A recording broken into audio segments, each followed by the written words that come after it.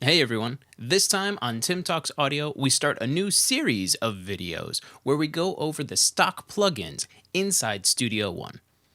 Understanding all of the stock plugins inside any DAW is a great way to build a foundation for your musical journey.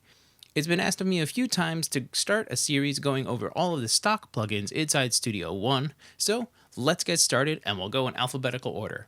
We're going to start with AMPIRE, so let's dive into the DAW and distort some guitars. Okay, you don't have to only distort your guitars when you're using any type of amp simulator, which is what AMPIRE is. But you can also do clean guitars with lots of different effect options within. So right here, these two channels that I have selected are just my guitar DI channels. The main amp channels are these two over here, but we're not worrying about those right now. That's why I have these two channels soloed. But looking at for the future, I'm just going to drop these two. I'm going to do the same pans that we have on our mains. And now let's get started. I have both channels selected and I held down Shift when I was doing that. Now we can go down to the Presonus plugins and drop in AMPIRE. This is the newest version of AMPIRE and there's been a lot of improvements. So let's use these guitars to find a new sound and replace the maybe what could have been a bad sounding guitar cab. So this is the newest version of AMPIRE, and let's go over some of the controls that we'll find when we open up the default setting. Let's start at the top, and right here you have your input adjust. Maybe your DI was tracked a little soft, or you actually just want to drive into the amp a little bit harder. You can go right here to your input and adjust this. And if you want to slap this back to where it was, you just command click on Mac or control click on PC. Right here is actually just a little meter showing us what our input's going to be. And if we continue to the right, the Presonus logo right here and the AMPIRE logo changes our mouse cursor, which is kind of a cool little thing. But watch what happens when we actually come back to the Presonus logo right here. If we click it, it changes the backgrounds for different aesthetics just on the plugin itself. And there's lots of different options. Again, this is just for aesthetics. It's not actually doing anything to the sound. Then moving further down, right here is where you can actually show just the visual representation of the amp head that you have and the cab that you have. You can choose to hide that just by clicking here. You can also go in and hide the bottom section, which is where the stomp pedals are. And that's by just clicking either the top or bottom area of this button. Something you'll always see is the middle area because you always want to be able to adjust the amp itself. Then we'll move further over to the right, and this is where we can actually choose the different amp head that we're going to be using for this guitar. We're not going to go into the amps that they've modeled, but if you wanted to change what amp you're using, this is where you go ahead and do it. We'll leave it with the MCM 800 for now. Further down, this is where you can modify what cabinet the amp is feeding.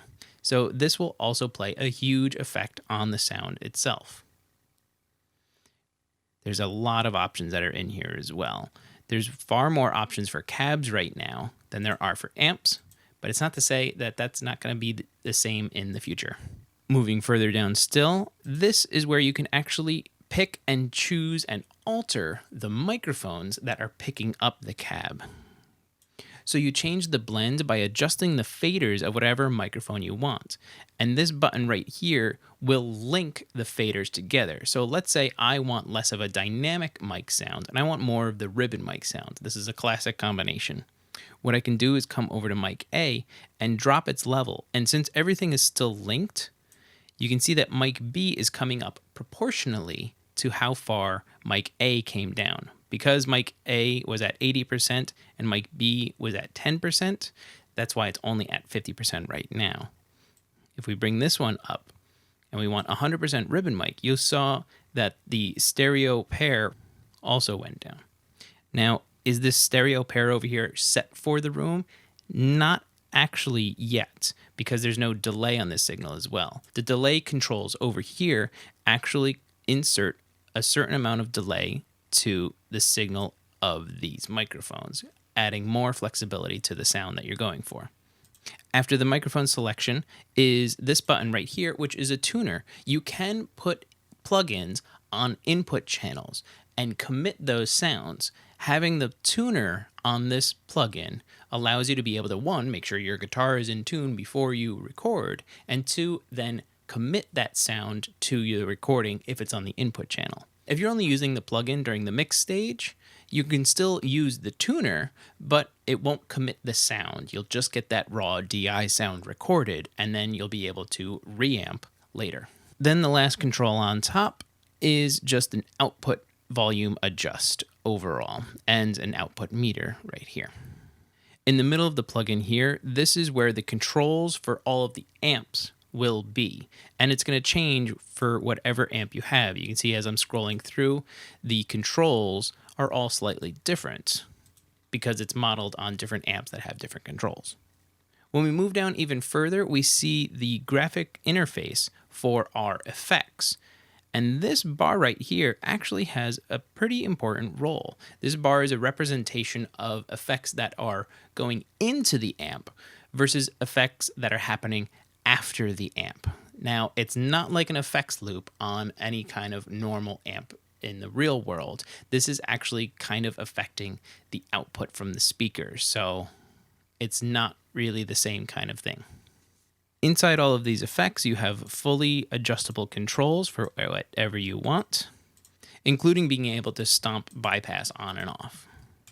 Then if we move on a little further down towards the bottom, this is where we can add or modify the pedals that are actually on the amp or in front of the amp itself. Here's the same visual representation of the pre-amp effects versus the post-amp effects. To add an effect, you just go to the top portion of this area and you click, and then you're able to scroll through the different effects available. Maybe you want to go ahead and put like a little fuzz on, and we don't want necessarily an overdrive, but just some fuzz. Also down here, you have two other important controls. That's the power right here, which is the same as stomping the pedal on and off. And then you can actually, either from the interface up here or from down here, you can click and drag to rearrange the order of the pedals in whatever way you want. You can do the same for the pre and post effects point right here.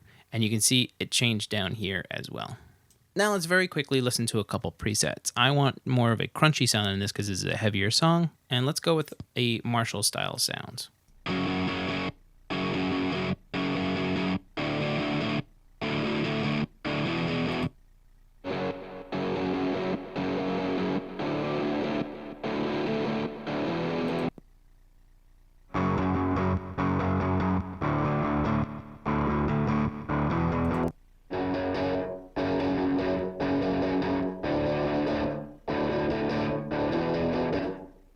But like I said before, you don't need to do just distorted guitars. Let's actually take this off and go to a clean sounds.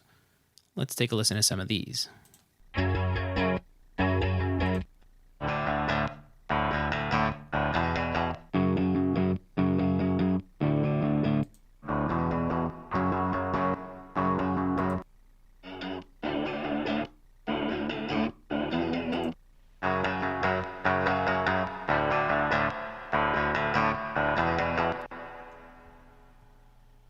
Okay, I may have been driving you crazy because we're only affecting the left guitar right now, and I didn't change my panning to put it in the center to not drive you crazy.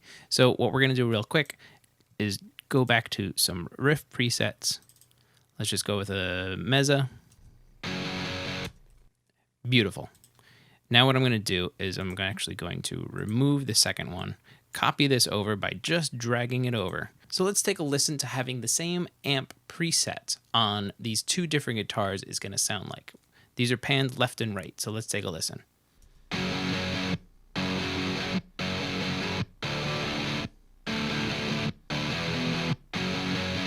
So that's okay. They are two guitars and it is two performances. So there are some differences. But what I want to do to really separate these is I'm going to go to the microphones and I'm going to change the sounds completely.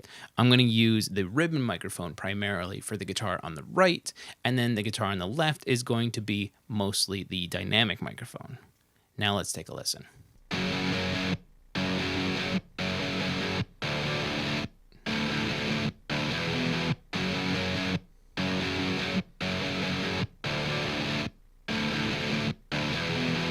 So that made a little bit more of a difference. Now let's try mic C. This is just the right side that we're affecting right now.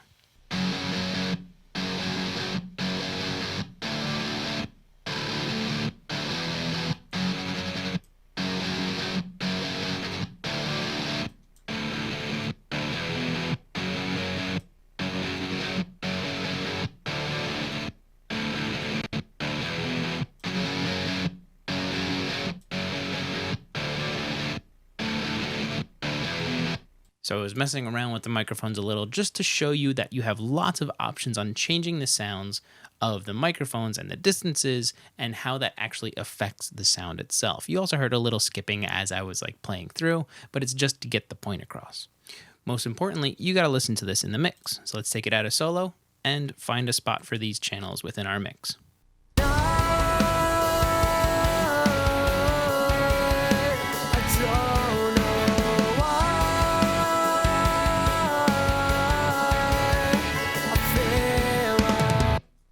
So I had to gas them up a little, but that's just the first plugin in this chain. Maybe later on, and once we do some more balancing in this mix, we'll be able to have them sit better.